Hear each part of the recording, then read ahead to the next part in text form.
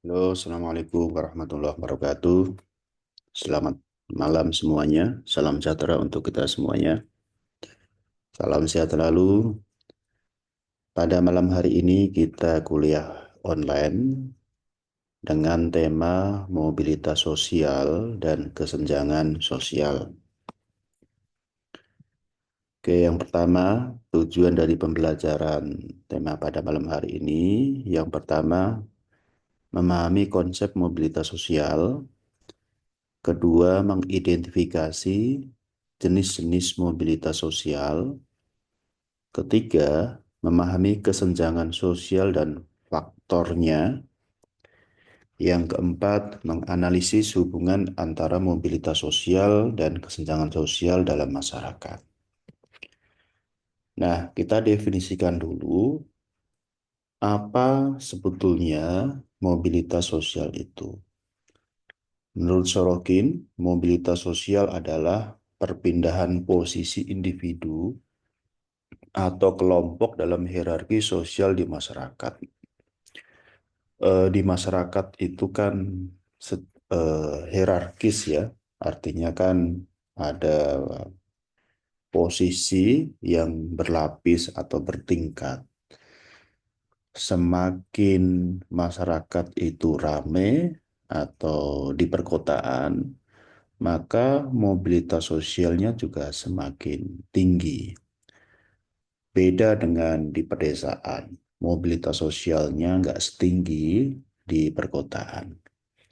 Ya, sehingga perpindahan posisi individu atau kelompok itu dalam masyarakat tentu berbeda-beda tergantung dari situasi dan kondisi masyarakat itu.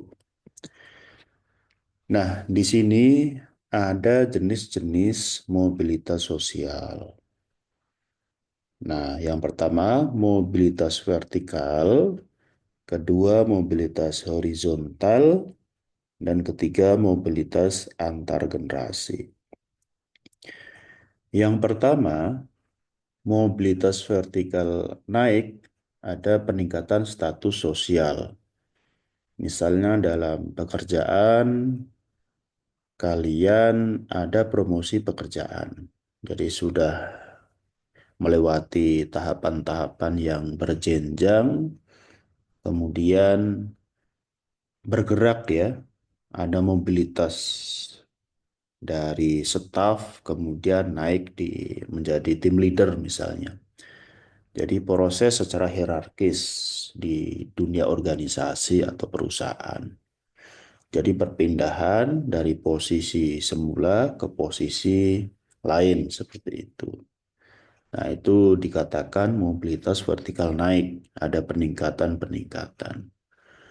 Sementara mobilitas vertikal turun, itu sebaliknya, ada penurunan status sosial.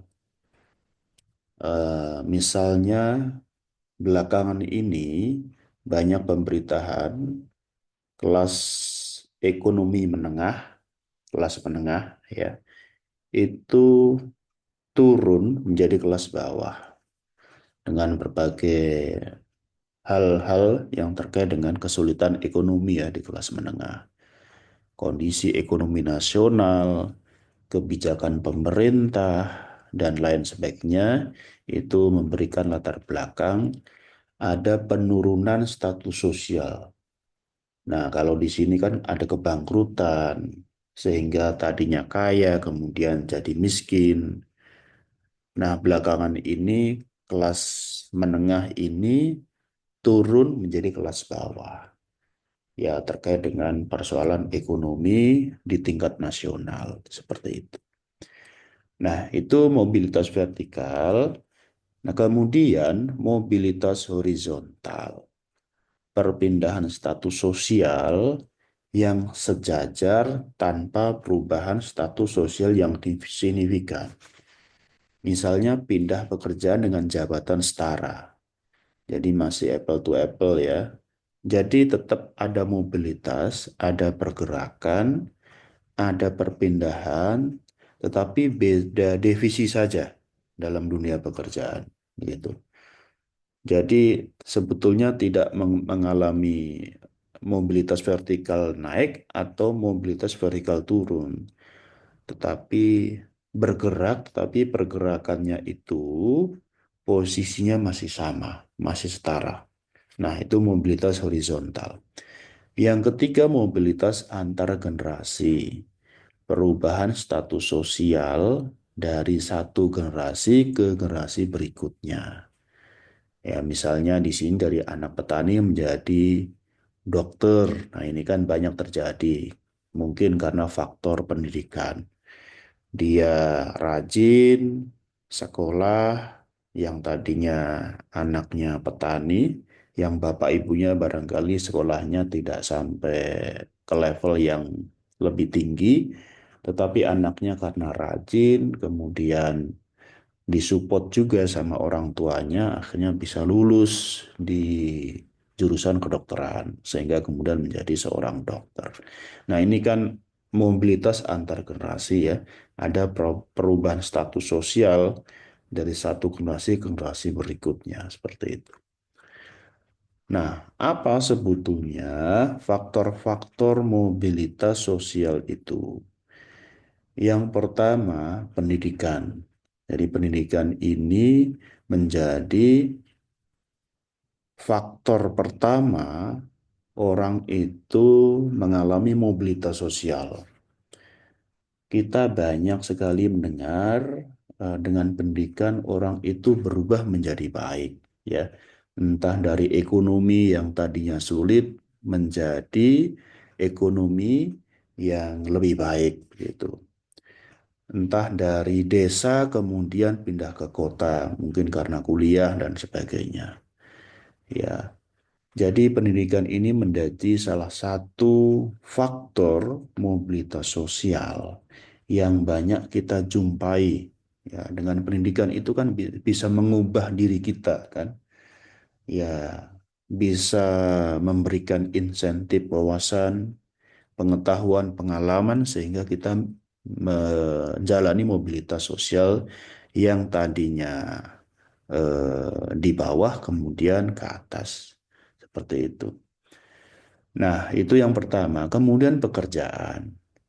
Nah, kalau orang kerja di hal-hal tertentu ya, bidang-bidang tertentu, ya kerap kali misalnya dia ditugaskan di luar kota, bahkan di luar negeri.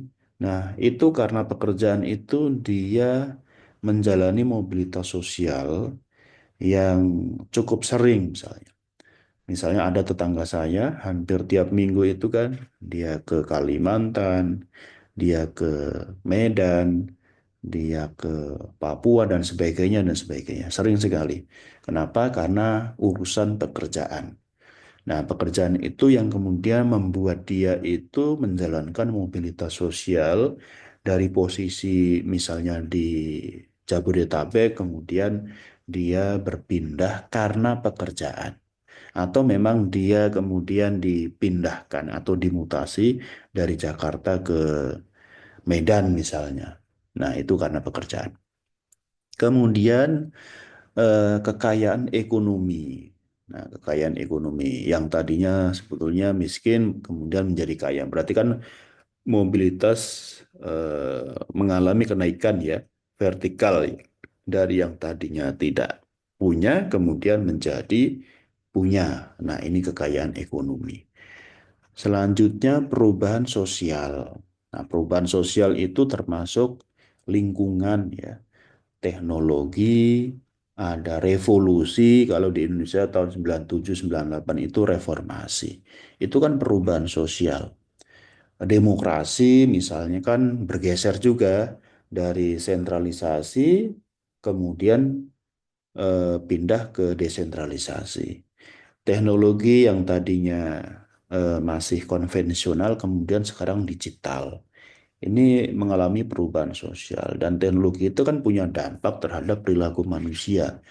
Makanya ada teori technological determinism. Jadi teknologi itu menentukan perilaku kita, perilaku manusia. Jadi ada perubahan sosial di masyarakat itu karena teknologi. Makanya Yang dekat menjadi jauh, yang jauh menjadi dekat. Karena apa? Dengan teknologi. Jadi teknologi itu bisa menerobos sesuatu yang dulu kita tidak terpikirkan seperti itu. Kemudian kebijakan pemerintah ini sangat penting. Kenapa? Karena pemerintah itu adalah sebuah lembaga resmi yang memiliki otoritas dalam menerapkan kebijakan. Kebijakan yang diambil pemerintah, yang diputuskan pemerintah itu bisa mempengaruhi mobilitas sosial, mempengaruhi perilaku masyarakat. Ya. Nah, saya pikir banyak sekali terkait dengan ekonomi, terkait dengan politik, terkait dengan pendidikan, dan sebagainya. Misalnya terkait dengan pendidikan saja, ada program MBKM. Mahasiswa logika berpikirnya bahwa kelas itu tidak hanya di ruang-ruang terbatas seperti dulu, tetapi dia bisa magang, kemudian bisa direkognisi, dia bisa menjalankan pertukaran mahasiswa antar pulau. Ini kan terjadi mobilitas sosial yang tidak yang tadinya itu konsentrasinya di kelas-kelas ini di sebagai ruang pembelajaran, tetapi karena ada program-program itu kemudian mereka bahwa menuntut ilmu itu tidak hanya di ruang kelas, tetapi dimanapun berada. Bahkan dia berpindah dari posisi semula ke posisi yang lain, seperti itu. Nah, kemudian apa dampak mobilitas sosial? Nah, di sini dampaknya bisa positif, bisa negatif ya. Yang pertama dampak positif. Yang pertama meningkatkan motivasi individu untuk bekerja keras gitu. Karena mobilitas sosial itu kan dari apa ya posisi titik semula bergeser ke posisi titik di tempat lain. Ekonomi kelas bawah kemudian ekonomi kelas menengah atau kelas atas. Pendidikannya menengah ke bawah kemudian pendidikannya menengah ke atas. Jadi mobilitas sosial itu karena dia punya ekspektasi memiliki kehidupan yang lebih baik, ya dia dari sisi positifnya bisa meningkatkan motivasi individu untuk bekerja keras. Itu yang pertama. Yang kedua, membuka peluang kesetaraan dalam masyarakat. Ya, karena ada pergeseran ya, ada pergerakan ya. Jadi misalnya kebijakan pemerintah membuat kelompok menengah bawah itu menjadi leluasa untuk meningkatkan kemampuan ekonomi misalnya dengan bantuan-bantuan atau dengan program kewirausahaan, dengan BLT dan sebagainya, itu bisa berdampak terhadap perilaku manusia terutama dalam menghadapi persoalan ekonomi. Nah, di sini kan membuka peluang kesetaraan dalam masyarakat, gitu. Karena tidak ada kesenjangan. Kesenjangan itu kemudian tereduksi dengan kebijakan pemerintah atau dengan cara-cara masyarakat itu sendiri, misalnya dengan melalui pendidikan dan sebagainya. Itu yang pertama, bisa punya dampak positif. Yang kedua, dampak negatif, menimbulkan ketegangan sosial. Karena misalnya kecemburuan antar kelas ya. Kelas pendatang itu ekonominya lebih baik dibandingkan dengan kelas kelas asli ya, kelas pribumi misalnya. Nah, itu kan bisa menimbulkan kecemburuan sosial. Perantau itu kehidupannya lebih baik dibandingkan dengan warga setempat. Nah, itu mungkin perantau itu kan banyak tantangan dan dia kan punya komitmen yang tinggi, mau belajar, mau susah payah, mau mencoba dan ikhtiar yang lebih berkali lipat, misalnya 2 kali lipat, 3 kali lipat, sehingga dia bisa menjalani mobilitas sosial secara vertikal. Sehingga kemudian dampak negatifnya ada kecemburuan antar kelas begitu. Yang kedua, membawa ketidakstabilan sosial dalam jangka panjang. Ya, karena memang ada kecemburuan sosial tadi, sehingga dalam jangka panjang itu membawa ketidakstabilan sosial. Kehidupan masyarakat ketika terjadi kesenjangan sosial, lama-lama kemudian ada kecemburuan sosial. Kalau tidak dikelola dengan baik, tentu itu bisa dampak kriminalitas, kemudian dampak-dampak negatif yang lain. Seperti itu. Nah, selanjutnya kita masuk ke definisi kesenjangan sosial. Menurut Anthony Giddens, apa itu kesenjangan sosial? Kesenjangan sosial itu perbedaan dalam akses terhadap sumber daya ekonomi, sosial, dan budaya yang menciptakan stratifikasi sosial. Jadi akses sumber daya ekonomi, sosial, dan budaya itu tidak setara, tidak sama. Sehingga kemudian punya dampak terhadap stratifikasi sosial dalam kehidupan sosial di masyarakat. Ada kelas-kelas sosial. Kelas-kelas sosial itu kan tidak dengan sendirinya, tetapi ada faktor-faktornya ya. Ya, tadi kesenjangan sosial ada perbedaan akses tadi sehingga terjadi perbedaan dalam kehidupan sosial masyarakat. Nah, apa sebetulnya penyebab kesenjangan sosial itu? Yang pertama, kesenjangan ekonomi. Nah, ini ekonomi ini kan distribusi kekayaan yang tidak merata. Taruhlah kalau mereka yang tingkat ekonominya baik, tentu memiliki akses pendidikan yang baik, memiliki akses ekonomi atau bisnis yang baik, akses relasi juga baik. Sehingga kesenjangan ekonomi itu akan punya dampak terhadap distribusi kekayaan yang tidak merata. Begitu.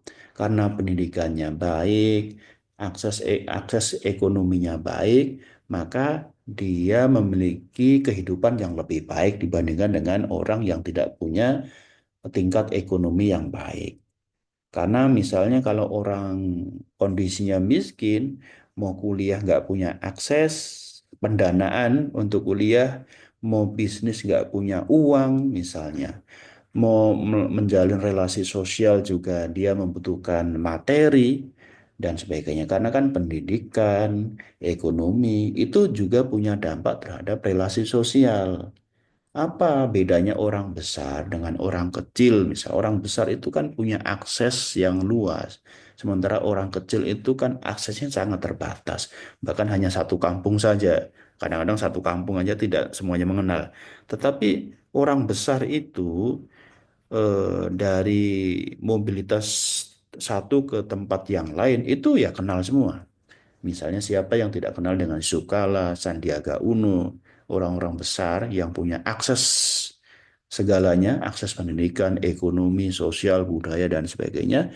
Nah, mereka memiliki keleluasaan dalam melakukan mobilitas sosial. Karena apa? Ekonominya mapan, ekonominya baik dibandingkan dengan yang lain misalnya. Nah, itu yang pertama. Yang kedua, perbedaan akses pendidikan. Tadi ya, kita sudah singgung ya. Akses pendidikan itu sangat menentukan tingkat ekonomi kita, tingkat kepamanan kita. Ya, kalau tak punya akses pendidikan, tentu nggak bisa sekolah. Nggak bisa sekolah, tentu akan mengalami ketertinggalan, keterbelakangan dalam intelektual. Itu pun juga akan punya dampak terhadap ekonomi. Akhirnya terjadi kesenjangan ekonomi tadi. Nah, ini. Maka ya bagi mereka yang memang tidak memiliki tingkat ekonomi yang baik tentu harus berjuang. Melalui apa? Ya melalui rajin belajar, melalui cari beasiswa. Untuk mendapatkan beasiswa kan tentu harus kompetitif begitu.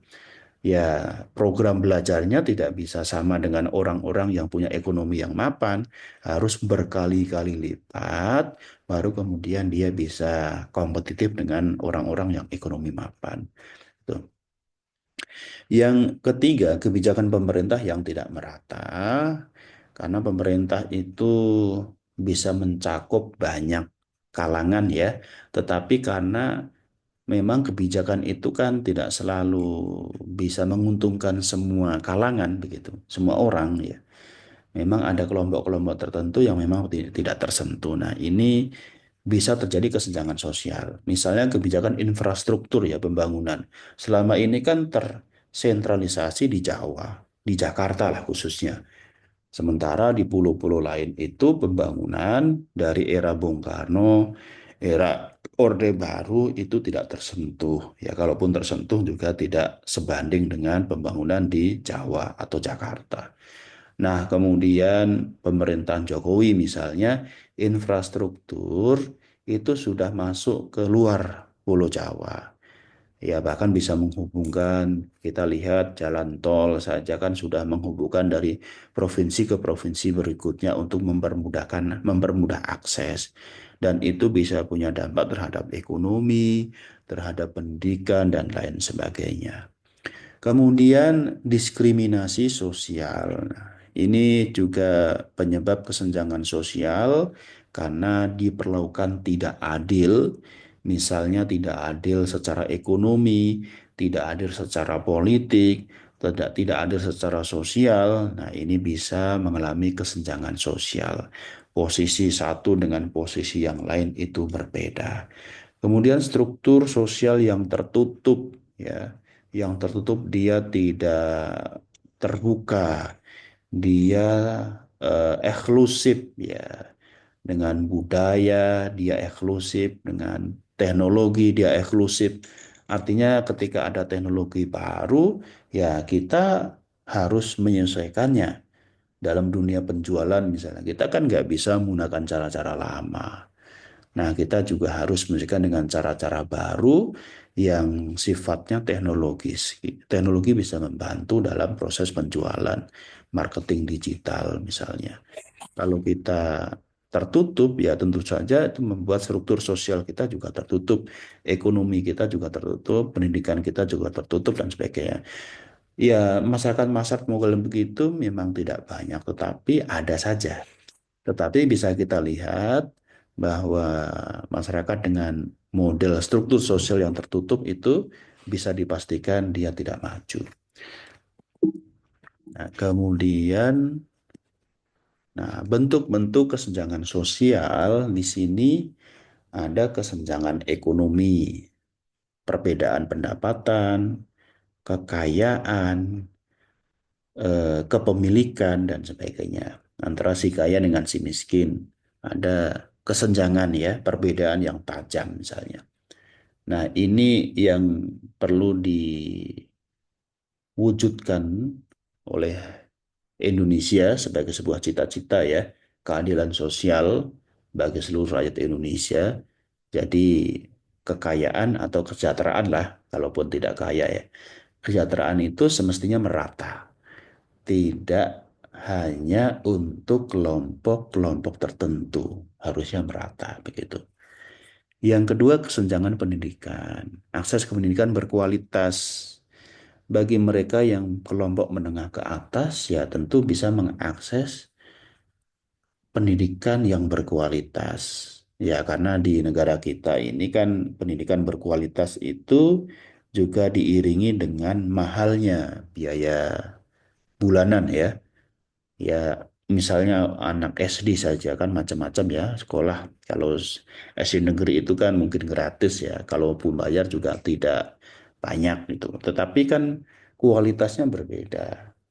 Jadi ada anak-anak tertentu yang bisa mengakses sekolah dasar yang berkualitas, yang satu bulan bisa bayar 2 juta, 3 juta dengan hasil yang maksimal ya. Sementara dengan SD-SD tertentu yang gratis misalnya, hasilnya berbeda karena memang perhatiannya berbeda, cara pembelajarannya berbeda, kurikulumnya, strategi pembelajarannya berbeda. Kemudian komitmen gurunya juga berbeda karena kan ada perbedaan biaya tadi ya. Ya, sehingga kemudian akses ke pendidikan berkualitas juga berbeda. Nah, ini kemudian bisa berdampak terhadap kesenjangan sosial. Tadi saya katakan bahwa pendidikan pendidikan ini menjadi faktor yang sangat penting dalam menentukan masa depan generasi bangsa, begitu. Kalau anak-anak itu tidak baik pendidikannya, Ya, tentu kita bisa memprediksi kualitas kehidupan di masa yang akan datang bisa tidak baik. Ya, mungkin ada satu atau dua orang yang tanpa pendidikan bisa baik, tetapi kan lazimnya seperti itu. Nah, itu yang kedua. Yang ketiga, kesenjangan gender, diskriminasi berbasis gender. Ya, misalnya posisi perempuan itu selalu ditempatkan di ruang-ruang domestik, sementara laki-laki itu di ruang-ruang formal, ruang publik yang penuh dengan eksplorasi atau penuh dengan aktualisasi diri. Ya, kita ini dari SD itu mungkin sudah diajarkan, sudah dikonstruksi cara berpikir kesenjangan gender ya. Misalnya Bapak Budi membaca Quran, Ibu Budi memasak ya. Bapak Budi bekerja, Ibu Budi mencuci. Nah, itu kan perempuan Ibu Budi itu ditempatkan di ruang-ruang domestik terus. Sementara Bapak Budi ditempatkan di ruang formal atau ruang publik yang penuh dengan aktualisasi diri. Bisa nggak dibalik misalnya Bapak Budi mencuci, Ibu Budi bekerja.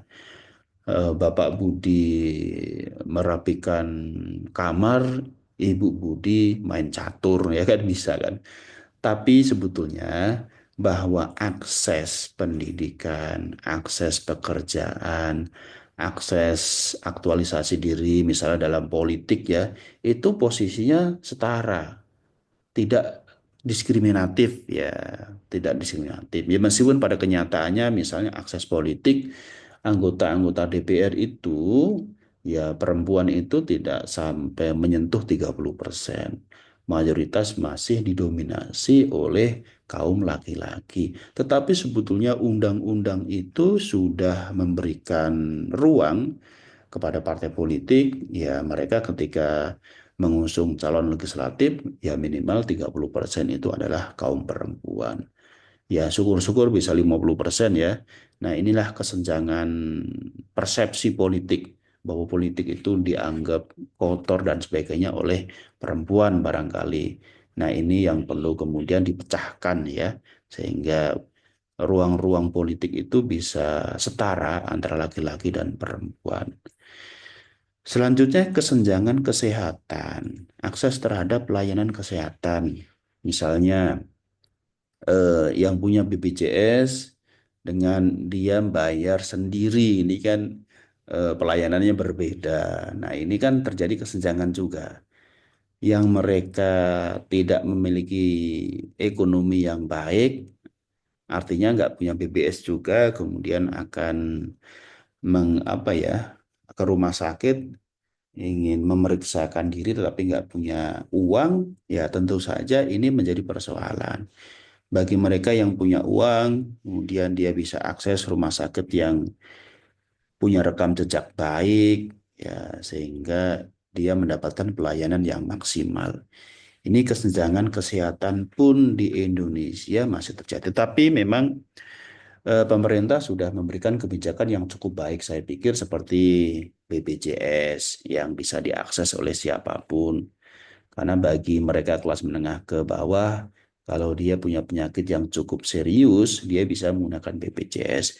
Kalau membayar dengan sendiri kemampuannya, saya pikir juga banyak yang tidak mampu dengan jenis penyakit-penyakit yang cukup serius itu. Nah, ini kesenjangan kesehatan, akses terhadap pelayanan kesehatan. Nah, dampak kesenjangan sosial itu apa? Yang pertama, kemiskinan, terbatasnya akses terhadap kebutuhan dasar. Apa kebutuhan dasar manusia? Ya, misalnya kita harus punya pendidikan yang baik. Ya, kita memiliki kebutuhan untuk meningkatkan kemampuan ekonomi kita. Karena miskin, nggak bisa sekolah, nggak bisa bisnis, nggak punya akses, sehingga terjadilah kemiskinan itu. Punya kesenjangan antara si kaya dengan si miskin, ya terbatasnya akses terhadap kebutuhan dasar. Itu yang pertama. Yang kedua, konflik sosial. Ketidakpuasan kelompok masyarakat yang terpinggirkan. Nah, misalnya terjadi di Palestina dan Israel itu kan konflik pertentangan, peperangan itu kan terjadi bertahun-tahun, puluhan tahun.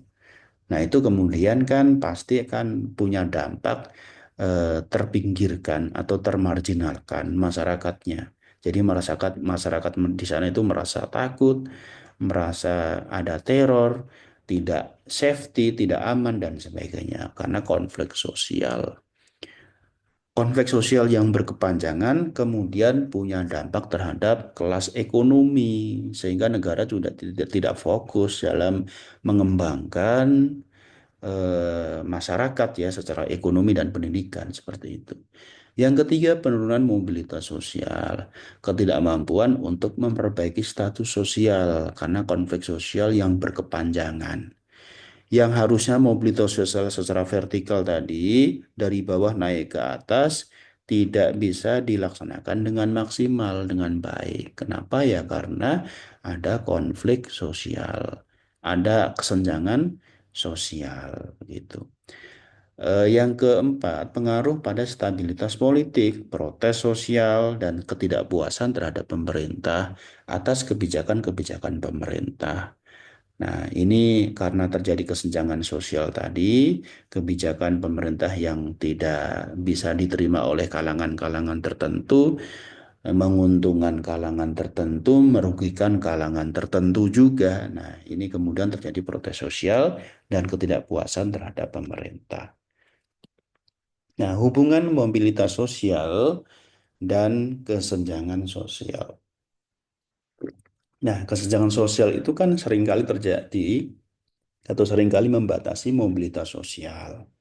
Kenapa? Karena kelompok yang kurang mampu menghadapi kesulitan untuk menaikkan status sosial mereka. Kelompok kurang mampu itu karena tidak punya kemampuan ekonomi sehingga agak berat ya meningkatkan status sosial dari level miskin kemudian naik menjadi level kelas menengah.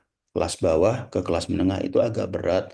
Kenapa? Untuk menaikkan dari kelas menengah itu kan perlu pendidikan, perlu akses ekonomi untuk bisnis, perlu akses untuk kerja-kerja di kantor-kantor yang memang punya gaji yang lumayan bisa meningkatkan kelas ekonominya. Nah, ini agak susah. Kenapa? Karena kesenjangan sosial itu membatasi mobilitas sosial. Itu yang pertama. Yang kedua, tingkat mobilitas sosial yang tinggi dapat mengurangi dampak kesenjangan sosial dengan memberikan peluang bagi setiap orang untuk memperbaiki status sosial. Jadi mobilitas sosial dari misalnya perpindahan dari desa ke kota itu kan bisa memperbaiki ekonomi. Makanya Jakarta ini kan menjadi destinasi untuk memperbaiki masa depan begitu kan. Ya ada yang sukses, ada yang mungkin juga tidak sukses itu tergantung dari kesiapan diri. Kalau datang ke Jakarta tidak memiliki keterampilan, pengetahuan, wawasan, pengalaman, tentu juga tidak akan kompetitif. Tetapi kalau kita mempersiapkan dengan baik, pendidikan dengan baik, ilmu dengan baik, pengalaman, rekam jejak, keterampilan, dan sebagainya, tentu saja kita bisa memperbaiki kelas-kelas sosial tadi ya. Ya, tingkat mobilitas sosial dari desa ke kota itu kemudian bisa mengurangi dampak kesenjangan sosial dan memberikan peluang bagi kita semuanya. Begitu. Nah, solusi mengurangi kesenjangan sosial seperti apa? Yang pertama, akses pendidikan yang merata. Nah, ini kita sangat berharap terhadap pemerintah Indonesia bagaimana anak-anak muda itu bisa kuliah, begitu. Karena kalau tidak kuliah, rata-rata tidak kompetitif ya. Ya tentu menang lulusan S1 dibandingkan lulusan SMA. Lazimnya seperti itu. Karena kalau kita lihat, anak-anak muda Indonesia ini yang bisa makan bangku perkuliahan kayak kalian itu tidak sampai lebih daripada 10%. Begitu. Coba misalnya pemerintah bisa meningkatkan anak muda yang bisa mengenyam bangku kuliah itu 60% gitu. Pasti dampaknya akan lebih baik gitu. Akan lebih kompetitif. dan kemudian kita juga bisa bersaing dengan tenaga kerja asing misalnya. Karena dari segi pendidikannya itu kita sudah siap, sudah mumpuni. Nah, itu yang pertama. Yang kedua, reformasi kebijakan pemerintah untuk distribusi sumber daya yang lebih adil. Nah, ini kebijakan pemerintah tadi sudah saya sentuh ya. Ini harus direformasi sehingga bisa menguntungkan banyak pihak, mayoritas ya. Mungkin menguntungkan semuanya juga akan sulit, tetapi kalau menguntungkan mayoritas 80-90% ya tentu itu bisa mengurangi kesenjangan sosial. Ya, terutama untuk kebijakan ekonomi ya. Kebijakan ekonomi itu sangat penting sekali. Pemerintah kalau tidak pro terhadap rakyat menengah ke bawah, ya tentu tidak akan bisa mengurangi kesenjangan sosial. Yang memang perlu dipikirkan itu kan menengah ke bawah ini. Kalau menengah ke atas kan mereka sudah mandiri, begitu. Orang-orang kelas bawah ini kan perlu didorong ya, perlu distimulasi dengan kebijakan-kebijakan pemerintah yang produktif bagi mereka. Tidak hanya persoalan kebijakan BLT, kalau BLT itu kan ibaratnya langsung makan kemudian habis.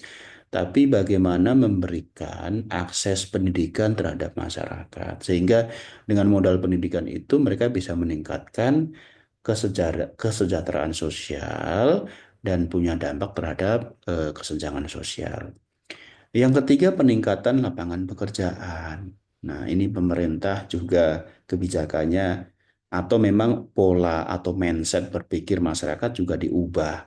Yang tadinya fokus pada mencari pekerjaan, kemudian mereka fokus menciptakan pekerjaan. Ini mereka-mereka yang bisa menciptakan pekerjaan itu kan memiliki kemanfaatan yang luar biasa ya. Karena satu orang bisa menciptakan pekerjaan, kemudian bisa memperkerjakan puluhan karyawan. Ini kan membuka peluang dan bisa mengubah atau mengurangi kesenjangan sosial. Tapi kalau lulusan perguruan tinggi itu semuanya cari kerja, ngelamar kerja, ya tentu saja lapangan pekerjaannya juga tidak bisa memenuhi kuota begitu. Makanya logika berpikirnya juga sebagian besar, sebagian dari mereka juga tidak mencari kerja, tetapi juga menciptakan pekerjaan. Dan juga pemerintah harus berikhtiar bagaimana caranya itu membuka banyak peluang pekerjaan. Karena kalau lulusan S1 itu banyak sekali ya, tetapi karena sempitnya dunia lapangan pekerjaan, tentu itu juga akan berdampak ya, sehingga tidak bisa mengurangi kesenjangan sosial gitu. Nah, ini kan dari banyak variabel itu ya juga perlu dipikirkan dan diimplementasikan. Selanjutnya program bantuan sosial ya seperti BLT dan sebagainya. Kalau BLT itu dampaknya kan jangka pendek. Ya, program bantuan sosial yang berjangka panjang itu apa? Ya, keterampilan, kemudian pengetahuan, pendidikan, modal untuk usaha. Nah, itu kan program bantuan sosial yang berjangka panjang. Memang pemerintah harusnya fokus ke sana. Kalau BLT segala macam itu kan jangka pendek ya. Ya bagus, tapi jangka pendek. Tapi pemerintah harusnya memang membuat kebijakan yang bersifat jangka panjang dan bisa mengubah, mengurangi kesenjangan sosial. Nah, kesimpulan dari yang kita bicarakan, yang pertama, mobilitas sosial adalah kemampuan individu atau kelompok untuk berpindah dari hierarki sosial. Masyarakat itu kan sifatnya hierarkis ya, ada kelas-kelas sosial yang diharapkan itu terjadi perpindahan yang lebih baik lah secara hierarki sosial dalam kehidupan masyarakat begitu. Yang kedua, kesenjangan sosial adalah perbedaan signifikan dalam akses terhadap sumber daya, misalnya akses pendidikan, akses ekonomi atau modal. Itu memang terjadi perbedaan signifikan sehingga terjadi kesenjangan sosial. Yang kedua, keduanya berhubungan erat dan kesenjangan sosial yang tinggi dapat membatasi mobilitas sosial. Nah, kesenjangan sosial ini kalau kelompok menengah ke bawah itu lebih banyak ya tentu saja kan membatasi mobilitas sosial. Orang-orang miskin mobilitas sosialnya pasti sangat terbatas atau bahkan tidak memiliki mobilitas sosial, ya gerakannya cuma di situ-situ aja gitu. Jadi dari secara pendidikan, pekerjaan, ekonomi, bisnis, dia tidak mengalami mobilitas sosial dan sangat terbatas. Nah, makanya kemudian kesenjangan sosial ini bagaimana caranya bisa tereduksi, terkurangi. Selanjutnya pentingnya kebijakan yang mendorong kesetaraan untuk meminimalkan kesenjangan dan meningkatkan mobilitas sosial. Kebijakan pemerintah yang tadi sudah saya ulas. Sangat penting pemerintah yang pro terhadap kelompok menengah ke bawah. Bagaimana bisa meningkatkan apa ya secara maksimal lah secara ekonomi pendidikan melalui banyak hal begitu kebijakan dalam pendidikan yang menguntungkan menengah ke bawah kebijakan dalam ekonomi yang menguntungkan menengah ke bawah dan sebagainya sehingga kemudian meminimalkan atau mereduksi kesenjangan sosial dan meningkatkan mobilitas sosial. Saya pikir demikian perkuliahan pada malam hari ini. Mudah-mudahan bermanfaat. Dari saya cukup sekian. Salam sejahtera, salam kebajikan. Assalamualaikum warahmatullahi wabarakatuh.